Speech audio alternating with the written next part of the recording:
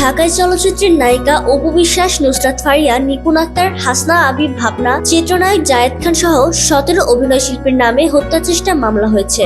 গণমাধ্যমকে এই বিষয়টি নিশ্চিত করেছেন ভাটারা থানার ভারপ্রাপ্ত কর্মকর্তা ওসি। 2024 সালের বৈষম্য বিরোধী আন্দোলন চলাকালীন রাজধানী ঢাকার ভাটার থানাধীন এলাকায় হওয়া এক হত্যা চেষ্টা মামলায় আসামি করা হয়েছে এসব অভিনয় শিল্পীদের। মামলার নথিপত্র পর্যালোচনায় দেখা গেছে, সাবেক প্রধানমন্ত্রী ও আওয়ামী লীগ সভানেত্রী শেখ হাসিনা এবং তার সরকারের সংশ্লিষ্ট 283 জন ও অজ্ঞাতনামা 300 থেকে 400 জনের বিরুদ্ধে ঢাকার সিএমএম আদালতে মামলাটি করেছেন এনামুল হক। মামলায় বৈষম্য বিরোধী আন্দোলনের বিপক্ষে অবস্থান নিয়ে আওয়ামী লীগের অর্থ যোগানদাতা হিসেবে আসামি করা হয়েছে ঢাকার চলচ্চিত্রের জনপ্রিয় নায়িকা নুসরাত ফারিয়াকে। এছাড়াও আসামি করা হয়েছে চিত্রনায়িকা অভিনেত্রী সুবর্ণ মোস্তফা, রোকেয়া প্রাচী, সোহানা সাবা, মেহের আফরোজা শাওন, জ্যোতিকা জ্যোতি, চিত্রনায়ক সাইমন সাদিক ও আজিজুল হাকিম সহ 17 জনকে। মামলায় আরো উল্লেখ করা হয়েছে, এসব আসামিরা বৈষম্য বিরোধী ছাত্র আন্দোলন দমন করার জন্য বিপুল অর্থ যোগান দিয়েছেন। এ সময় অন্য আসামিদের